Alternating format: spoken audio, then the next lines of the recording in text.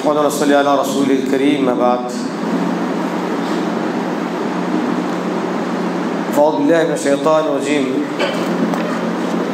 بسم الله الرحمن الرحيم ذرهم يأكلوا ويتمتعوا ويلهيهم الأمل فسوف يعلمون۔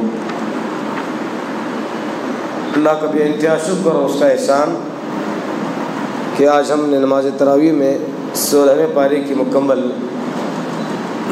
تلاوت کو سن لیا ہے۔ ابھی بس 14 پارے باقی ہیں۔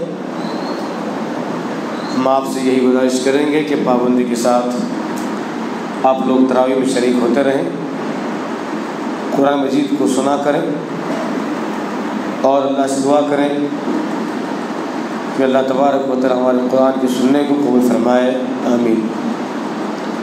حضرات، آج آپ کے سامنے سورۃ الحجر اور اگر وقت ملا تو سورۃ النحل کے بارے میں چند باتیں آپ کی خدمت میں رکھی جائیں۔ سورۃ الحجر، اس کے اندر 99 آیات ہیں، 6 رکوع ہیں اور یہ سورت مکی ہے۔ حجر کے معنی پتھروں سے بنا ہوا گھر ہے۔ قوم سمود کو اصحاب الحجر کہا گیا ہے کیونکہ انہوں نے پہاڑوں کو تراش کر مضبوط مکان بنایا تھا۔ ایک دن اللہ تبارک و تعالیٰ نے عذاب کے طور پر ایک سخت آواز بھیجی جس کی بدولت وہ سارے کے سارے تباہ ہو گئے۔ اسی مناسبت سے اس سورت کا نام سورۃ الحجر رکھا گیا ہے۔ اس سورت کی بے شمار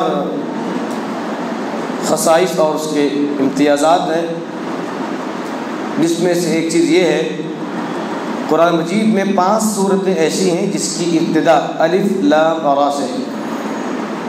قرآن مجید میں جو 114 صورتیں ہیں ان میں سے 5 صورتیں ایسی ہیں جس کی ابتدا الف لام را سے ہے۔ ان 5 صورتوں میں سے یہ سورۃ الحجر بھی ہے جس کی ابتدا الف لام را سے ہوئی۔ سورۃ الحجر میں قرآن مجید کا ایک سب سے لمبا کلمہ موجود ہے، فَأَسْقَيْنَاكُمُوهُ۔ یہ قرآن مجید کے اندر جتنی بھی آیات ہیں ان تمام آیات میں یہ سب سے لمبا کلمہ ہے۔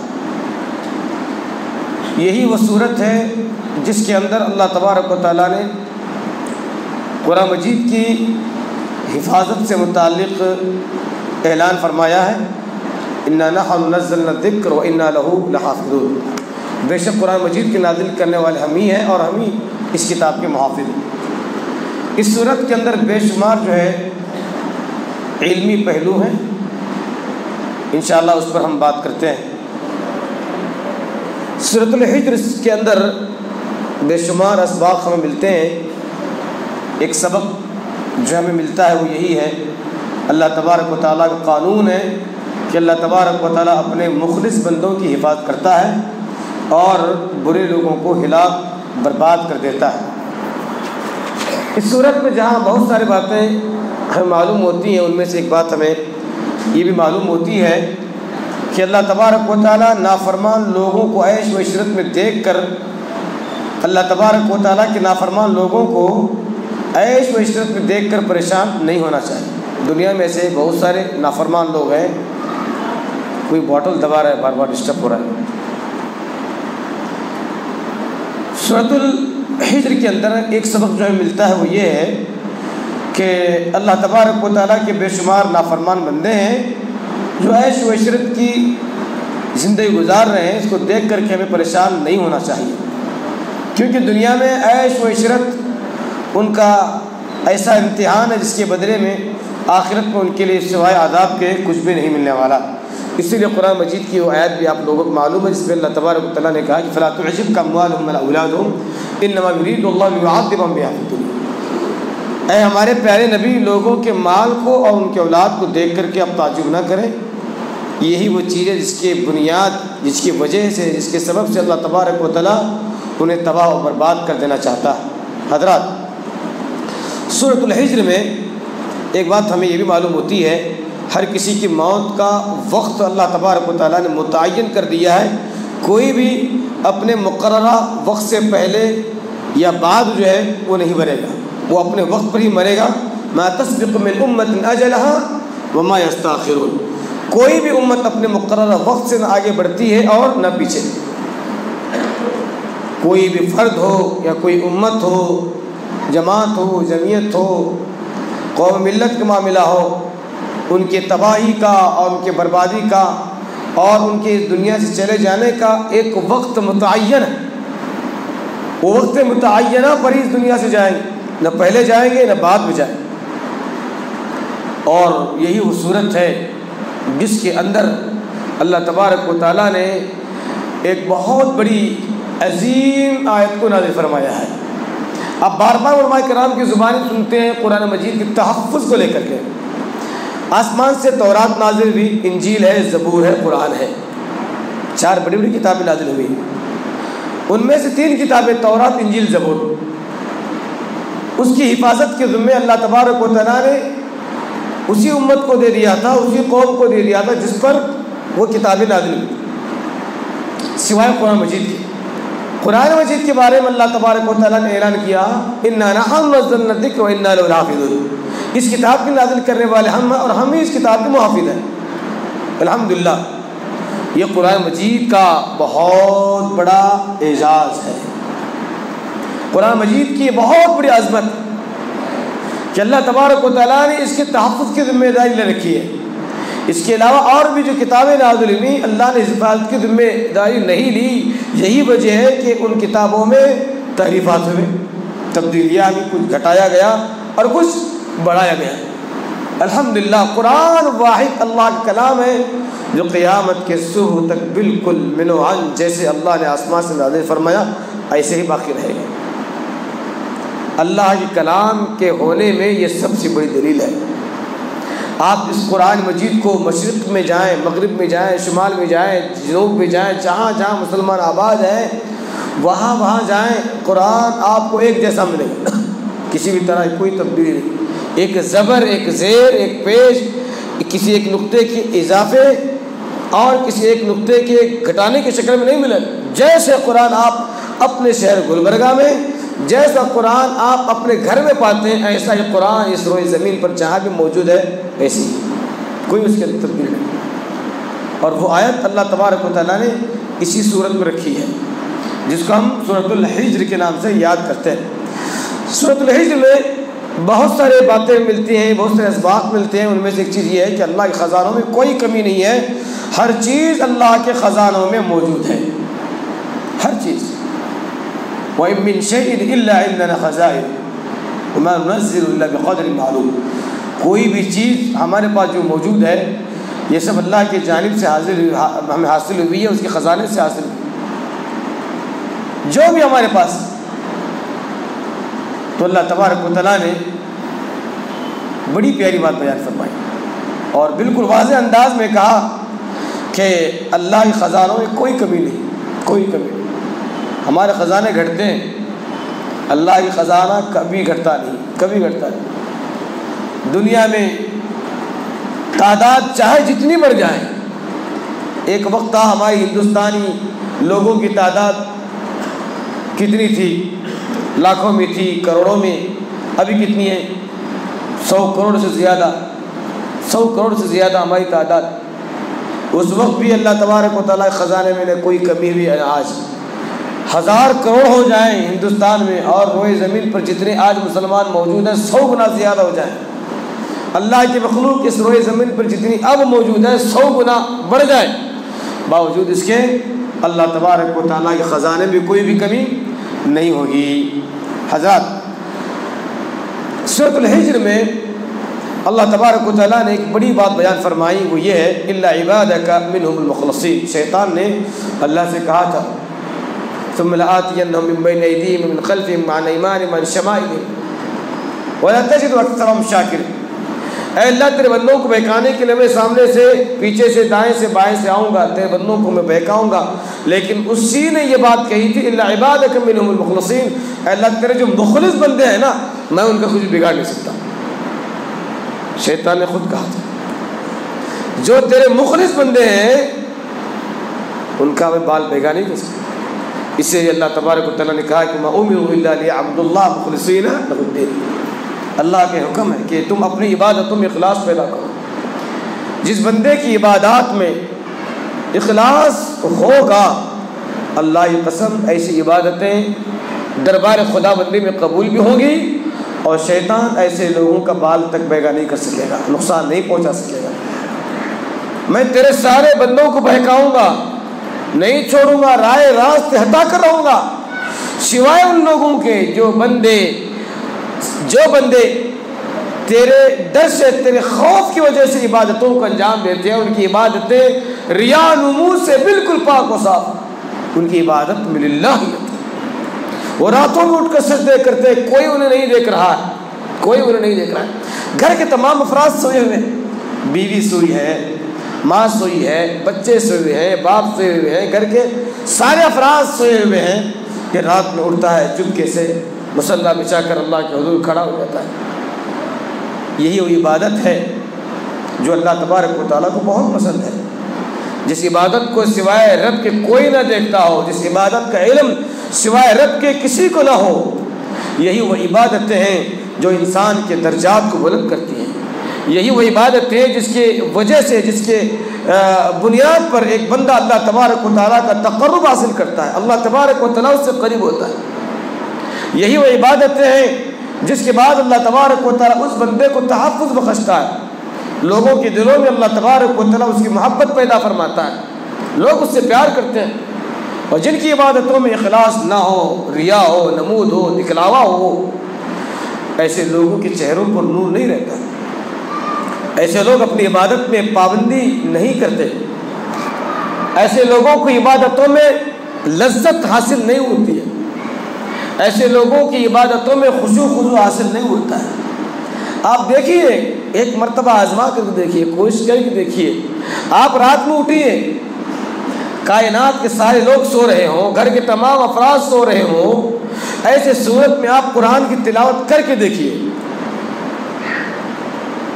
ایسی حالت میں آپ اللہ تبارک و تعالیٰ کے حضور سجدہ کر کے دیکھیے، لمبا قیام کر کے دیکھیے، ان کی حضور دعائیں کر کے دیکھیے،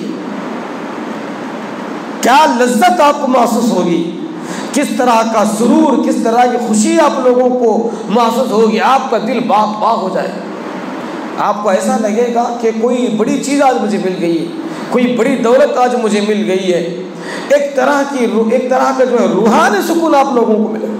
آزما کر دیکھیں، کر کے دیکھیے، ایک بندہ اس طرح سے اگر دن اور رات کی ساری عبادتوں کو اللہ ہی کے لیے اگر انجام دیتا ہے، کوئی دیکھے نہ دیکھے، اپنے کو اس سے کیا مطلب ہے، میں رب کا بندہ ہوں، مجھ پر اللہ کا یہ حق ہے کہ میں اس کے سامنے قیام کروں، رکوع کروں، سجدہ کروں، اس کی رضامندی کے لیے میں اس کے گھر کا طواف کروں، صدقات دوں، خیرات دوں، عطیات دوں، میں ہر بھلا کام کروں، ہر اچھا کام کروں، یہ محض اللہ کے لیے، پھر تو یقیناً اس کی عبادتوں میں اسے بڑی لذت اسے حاصل ہوئی۔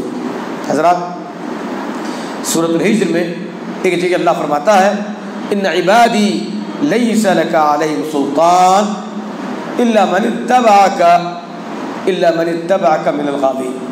اللہ بڑی پیاری بات بیان فرماتا ہے، بے شک میرے بندے تیرا ان پر کوئی غلبہ نہیں چلے گا مگر جو گمراہوں میں سے ہوں گے وہ تیرے پیچھے چلے گا۔ اللہ نے شیطان سے کہا، میرے جو بندے ہیں ان بندوں میں سے وہ بندے، ان پر تیرا کچھ بھی غلبہ نہیں چلے گا، جو بندے میرے متبع ہیں، میرے رسول کی متبع ہیں، جن بندوں کی عبادتوں میں اخلاص ہے، للہیت ہے، اللہ کا ڈر ہے، اللہ کا خوف ہے، جو میری ذات پر توکل کرتے ہیں، اعتماد رکھتے ہیں، ایمان رکھتے ہیں، اللہ تبارک و تعالیٰ نے شیطان سے کہا کہ تو ان کا کچھ بھی بگاڑ نہیں سکے گا۔ انما سلطانہ علی الذین یتولونہ والذین هم مشرکون۔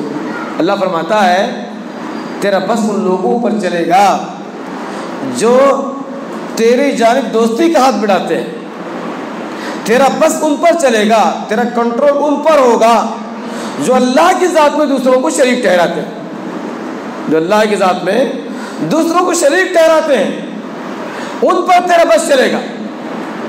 لیکن لیس لہ سلطان علی الذین آمنوا وعلی ربہم یتوکلون، جو ایمان والے ہیں جن کا توکل اور اعتماد بھروسہ میری ذات پر ہے، اللہ تبارک و تعالیٰ نے کہا کہ اے بدبخت، اے ملعون، تیرا ان پر بس نہیں چلے گا۔ تو ہمیں کیا کرنا چاہیے؟ اپنے ایمان کو مضبوط بنانا چاہیے، اپنے ایمان کو مضبوط بنانا چاہیے۔ آج شیطان سے آج بہت ڈرتے ہیں، اس کے بچاؤ کی جو تدبیریں اختیار کرتے بہت غلط ہے، نہ جانے کیا کیا کرتے ہیں۔ بکرا کاٹ کر کھلا دیا، گھر میں بچوں کو بلا کر آیت کریمہ پڑھوا دیا، کسی صاحب کچھ بلا کر کچھ پڑھاوا دیا، اور گھر میں پانی چھنکا دیا، کہیں کیڑا مارا، کہیں کچھ ٹھوکا، کہیں کچھ ٹھوکا، کہیں کچھ باندھا تو کہیں کچھ باندھا، تاکہ شیطان کی شر سے بچ جائیں، گھر میں جو ہے بری آتمائیں نہ آئیں۔ پتہ نہیں کن کن کے کیسے کیسے خیالات۔ یہ علاج نہیں دوست، علاج اللہ تبارک و تعالیٰ نے بتلایا۔ کیا علاج؟ انہ لیس لہ سلطان علی الذین آمنوا وعلی ربہم یتوکلون۔ تم مومن بن جاؤ، مضبوط ایمان والے بن جاؤ، تمہارا توکل اور اعتماد مجھ پر ہو جائے، پھر تو شیطان کے پاس نہیں چلے، شیطان کے پاس نہیں چلے۔ انما سلطان علی الذین یتولون والذین هم مشرکون۔ اللہ نے بیان فرمایا جو لوگ مشرک ہیں، جو لوگ بدعتی ہیں، جو لوگ اس طرح کے کام کرتے ہیں، شیطان ایسے لوگوں کو نقصان پہنچاتا ہے۔ لہذا ہم اپنا جائزہ لیں۔ اللہ تبارک و تعالیٰ سورۃ الحجر میں ایک بات یہ بیان فرماتا ہے کہ دل کا حسد، بغض اور کینے سے پاک ہونا یہ اہل جنت کی خوبیوں میں سے ایک بہت بڑی خوبی ہے۔ جنتی لوگ کیسے ہوتے ہیں؟ جن کا دل حسد سے بالکل پاک و صاف، کینہ ان کے دل میں نہ ہو، بغض و عناد ان کے دل میں نہ ہو، یہ جنتی لوگ ہیں۔ وَنَزَعْنَا مَا فِي صُدُورٍ مِّن غِلٍّ إِخْوَانًا عَلَىٰ سُرُرٍ مُتَقَابِلِينَ۔ اللہ بیان فرماتا ہے جو جنتی ہیں، جو جنت میں داخل ہونے والے ہیں، وہ جو ہے بھائی بھائی بن کر کے رہتے ہیں، ہر ایک کے لیے اپنے دل میں جگہ رکھتے ہیں، ان کے دل میں کسی کے تعلق سے بغض ہے، عناد ہے، دشمنی ہے، ہرگز نہیں۔ اگر یہ کمزوری میرے اور آپ کے اندر ہے تو پھر ایسا سینہ لے کر کے، ایسا دل لے کر کے، ایسا خیال لے کر کے، ایسے فکر لے کر کے آپ جنت نہیں جائیں۔ آپ چاہتے ہیں کہ جنت میں داخل ہو؟ کون نہیں چاہتا کہ جنت میں داخل ہو؟ ہر کوئی چاہتا ہے کہ مجھے جنت ملے، اللہ راضی ہو، جنت ملے، جنت کی ہمیں نعمتیں حاصل ہو۔ تو اس کا علاج اللہ تبارک و تعالیٰ نے یہ بتایا کہ اپنے دلوں کو پاک و صاف کر دو۔ آپ کے دل میں حسد بھی ہو، آپ کے دل میں کینہ بھی ہو، آپ کے دل میں بغض بھی ہو، فلاں فلاں کے تعلق سے دشمنی آپ کے دل میں جو ہے کوٹ کوٹ کر کے بھری ہوئی ہے، فلاں کو دیکھ کر کے جو ہے آپ چہرہ گھما لیتے ہو، سلام نہیں کرتے ہو، اس کے سلام کا جواب نہیں دیتے ہو، اپنی خوشیوں میں اس کو نہیں بلکہ اس کے دائیں بائیں آگے پیچھے بھائی لوگوں کو بلاتے ہو، اس کو نہیں بلاتے ہو، نہ اس کی تکلیف آپ تک نہ اس کی تکلیف کا آپ محسوس کرتے ہو، نہ اس کی خوشی سے آپ کو کوئی مطلب ہے۔ اگر ایسے خیالات، ایسے تفکرات اور ایسا ہمارا دل ہے، اللہ کی قسم ایسے لوگوں کو جنت نہیں جائے، کیونکہ اللہ تبارک و تعالیٰ نے دو ٹوک انداز میں کہا کہ جنتی لوگ وہ ہیں جن کے دل ان تمام قسم کے اخلاقی خرابیوں سے بالکل پاک و صاف۔ اس کی ہمیں فکر کرنا چاہیے۔ حضرات، سورۃ الحجر سے ہمیں جہاں بہت سارے اسباق ملتے ہیں، وہیں پر ایک سبق یہ ملتا ہے کہ اگر ایمان نہ ہو تو ہم اگر عالی النسب بھی ہوں تو یہ کوئی معنی نہیں، جنت میں داخل نہیں ہو سکتا۔ آپ کا نسب بہت اعلیٰ ہے، آپ کا نسب انبیاء سے جا کر ملتا ہو، صحابہ سے جا کر ملتا ہو، لیکن اگر آپ بے ایمان ہیں، بد عمل ہے، بد خلق ہے، بد عقیدہ ہے، کوئی مطلب نہیں، کوئی مطلب جہنم میں جائے۔ الا امرأته قدرنا انها لمن الغابرین۔ اللہ تبارک و تعالیٰ نے اس صورت میں ذکر کیا لوط علیہ السلام کی بیوی کا، ایک مقام پر نوح علیہ السلام کی بیوی کا ذکر فرمایا۔ اللہ نے بیان فرمایا یہ نبی کی بیوی ہے، لیکن جائے گی کہاں؟ کہاں جائے گی؟ ہاں، جنت میں جائے گی نہیں، کہاں جائے گی؟ جہنم میں جائے گی۔ کیوں بھائی؟ ان کا شوہر تو نبی ہے، مگر کوئی مطلب نہیں ہے۔ اللہ تبارک و تعالیٰ کی یہاں انسان کا نسب، انسان کی رنگت، انسان کا ڈیل ڈول کوئی معنی نہیں، کوئی معنی نہیں، کوئی معنی نہیں دوستوں، کوئی مطلب نہیں۔ آپ کا عمل، آپ کا ایمان آپ کو جنت میں جائے گا۔ نبی کریم صلی اللہ علیہ وسلم کی شفاعتیں آپ کو حاصل ہوں گی اگر آپ کا ایمان مضبوط ہوگا۔ اسی لیے اللہ کے رسول صلی اللہ علیہ وسلم نے اپنی پیاری بیٹی سے کہا تھا یا فاطمہ انقذی نفسک من النار فانی لا املک لک من اللہ شیئا، اے میری پیاری بیٹی فاطمہ تو اپنے آپ کو جہنم سے بچانے کی تیاری کر لینا، میں تجھے نہیں بچا سکتا جہنم سے۔ یہ مت سمجھنا کہ تیرا باپ نبی ہے، نبیوں کا سردار ہے، نبیوں کے امام بچا لے گا، نہیں نہیں۔ اللہ کے رسول صلی اللہ علیہ وسلم کے چچا ابو طالب کہا میں جنت میں ہوں جہنم، اللہ کے رسول نے کہا میرے چچا جہنم میں ہوں گے، اور جہنم کا بالکل ہلکا عذاب ان کو دیا جائے گا۔ سب سے ہلکا عذاب یہ ہے کہ اللہ تبارک و تعالیٰ ان کے پیروں میں آگ کی جوتیاں پہنائے گا، جس کی وجہ سے ان کا دباغ بھیجا گرم پانی کی طرح ابل رہا ہوگا۔ یہ جہنم کا سب سے ہلکا عذاب، اللہ اکبر۔ اللہ کے جو فرماتے ہیں کہ جہنم کا سب سے ہلکا عذاب ہے یہ جو میرے چچا کو دیا جائے گا۔ بھائی نبی کے خاندان کے ہیں، نبی کے چچا ہیں، اس سے بڑا عالی نسب اور کیا ہو سکتا ہے؟ جس خاندان کا تذکرہ اللہ تبارک و تعالیٰ نے قرآن مجید میں کیا اور کہا کہ میں نے محمد کے لیے صلی اللہ علیہ وسلم ایک بہترین خاندان کا انتخاب کیا، ایک بہترین حسب و نسب کا انتخاب کیا، میں نے اس خاندان میں محمد بن عبداللہ کو پیدا فرمایا۔ اللہ اس خاندان کا چرچا کرتا ہے، اللہ اس خاندان کا تذکرہ کرتا ہے، اللہ تبارک و تعالیٰ اس خاندان کے نسب کا بیان، اس خاندان کے نسب کا تذکرہ فرماتا ہے۔ اسی خاندان کا ایک شخص ابو طالب نبی کا چچا کہاں جا رہا ہے؟ جہنم میں جا رہا ہے۔ نسب کی بنیاد پر اگر جنت و جہنم کے فیصلے ہوتے تو نبی کریم صلی اللہ علیہ وسلم کے چچا ابو طالب جنت میں جاتے۔ تو لہذا میرے بھائیو، عمل، عقیدہ، تقوی، اخلاص اللہ تبارک و تعالیٰ کے ہاں یہ معنی خیز ہے۔ ایک مرتبہ اما عائشہ رضی اللہ تعالیٰ عنہ اچانک رونے لگیں۔ اللہ کے رسول نے کہا کہ روتی کیوں ہو، کیا ہوا؟ کہا اللہ کے رسول صلی اللہ علیہ وسلم جہنم کی یاد آئی، رونے لگی ہوں۔ آپ مجھے وہاں نہیں بچائیں گے، آپ ہماری وہاں مدد نہیں کریں گے۔ دوستو، اللہ کے رسول صلی اللہ علیہ وسلم کو آپ کی تمام بیویوں میں سب سے زیادہ اگر محبت کسی سے تھی تو اما عائشہ سے تھی رضی اللہ عنہا۔ اللہ کے رسول صلی اللہ علیہ وسلم جب عائشہ کے پاس ہوتے رضی اللہ عنہا، بیشتر موقع پر حضرت جبرائیل علیہ السلام وہیں پر آتے اور آ کر کے سلام عرض کرتے۔ ایسے بھی مواقع حاصل ہوئے ہیں، اللہ کے رسول صلی اللہ علیہ وسلم سے حضرت جبرائیل نے کہا اے اللہ کے رسول، اللہ نے اپنا سلام عائشہ کو سنایا، سلام سنا دینا۔ اتنی پیاری نیک خاتون، محدثہ، فقیہہ، نبی کی چہیتی بیوی، اللہ کے رسول صلی اللہ علیہ وسلم نے کہا کہ نہیں، 3 ایسے مقام ہیں جہاں میں بھی تیری مدد نہیں کر سکتا۔ اللہ جب تمہارے اعمال کو تول رہا ہوگا میں مدد نہیں کر سکتا، اللہ نام اعمال تقسیم کر رہا ہوگا، عائشہ نہیں میں تیری مدد نہیں کر سکتا، یہ پلسرات کا معاملہ ہے، میں وہاں بھی تیری مدد نہیں کر سکتا۔ تو لہذا میرے بھائیوں، قرآن مجید کی یہ سورۃ الحجر ہمیں بہت سارے اسباق دیتی ہے، بہت سارے جو نصیحت کرتی ہے۔ یہ درس دیا، یہ سبق دیا کہ عبادتیں چند دنوں کے لیے، چند مہینوں کے لیے خاص نہیں ہے۔ یہ دیکھیے ماشاءاللہ، یہ سب برا نہ سمجھیں، برا نہ جانیں، یہ رمضان میں جو ہم لاتے ہیں، میں ان چہروں میں مجھے وہ چہرے بھی معلوم ہیں جو سال بھر آتے ہیں پابندی کے ساتھ، ہم ان چہروں کو بھی جانتے ہیں جو سال میں ایک مرتبہ آتے ہیں۔ وَاعْبُدْ رَبَّكَ حَتَّى يَأْتِيَكَ الْيَقِينُ، اے ہمارے پیارے نبی محمد عربی صلی اللہ علیہ وسلم، ہمیں معلوم ہے آپ صبح ہے، شام ہے، دن ہے، رات ہے، ہر وقت ہے، ہر لمحے ہے، آپ مجھے یاد کرتے ہیں، میرا ذکر کرتے ہیں، میری بڑائی بیان کرتے ہیں، تب بھی یاد رکھیے آپ اس عبادت کے سلسلے کو ڈسکنٹینیو نہیں کریں گے، ختم نہیں کریں گے، اس وقت تک آپ اپنے اس عبادت کے سلسلے کو جاری رکھیں گے جب تک کہ آپ کو موت کا پروانہ نہ سنایا جائے۔ آخری لمحے تک آپ عبادت کے سلسلے کو جاری و سائر رکھیں۔ تو ہماری عبادت رمضان کے تک نہیں ہونا چاہیے۔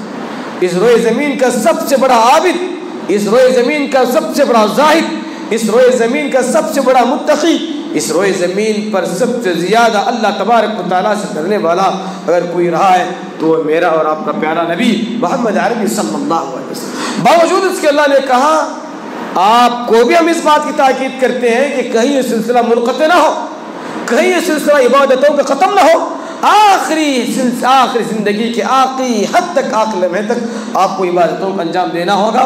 تو دوستو ہمیں بھی چاہیے کہ ہم اس سلسلے کو باقی رکھیں، ہم رمضان مسلمان نہ بنیں۔ فجر کی نماز ماشاءاللہ ہماری مسجد بھری ہوئی، رمضان چلا گیا پھر وہی 2 صف، وہی نہیں صف، وہی 3 صف، وہی چہرے رہتے ہیں. ایسا نہ ہو. اللہ تبارک و تعالیٰ اگر اسی طرح سے آپ لوگوں کو کھانا دے، سال میں 1 مرتبہ، سال میں 1 مرتبہ پانی دے، سال میں 1 مرتبہ ہوا دے، زندہ رہو گے آپ؟ مر جاؤ، چند لمحے میں مر جاؤ گے، چند لمحے میں. یہ اللہ کا شکر ہے، اس کا رحم و کرم ہے. جیے جا رہے ہیں، پلائے جا رہے ہیں، کھلائے جا رہے ہیں، سلائے جا رہے ہیں، پہنائے جا رہے ہیں، دوڑائے جا رہے ہیں، بھگائے جا رہے ہیں. خوشیوں میں ہم مگن کیے جا رہے ہیں، بیوی میں، بچوں میں، یہاں وہاں ہم رب کو بھول جاتے ہیں. اللہ میں نہیں بھولتا ہے. تو لہذا رب کے ساتھ نمک حرامی نہ کریں، نمک حلالی کریں. اس کا جو حق ہے ہم پر، اس کو ادا کریں. ہر لمحے اسے یاد رکھیں، ہر وقت ہم اسے یاد رکھیں. انشاءاللہ العزیز کل کے درس میں کوشش کی جائے گی سورۃ النحل اور سورہ بنی اسرائیل پر روشنی ڈالیں. اللہ سے دعا ہے کہ اللہ تبارک و تعالی ہم تمام مسلمانوں کو قرآن و سنت کی تعلیمات کو سمجھتے ہوئے اس پر عمل کرنے کی توفیق نصیب فرمائے. آمین یا رب العالمین. وآخر دعوانا الحمد للہ رب العالمین. والسلام علیکم ورحمۃ اللہ وبرکاتہ.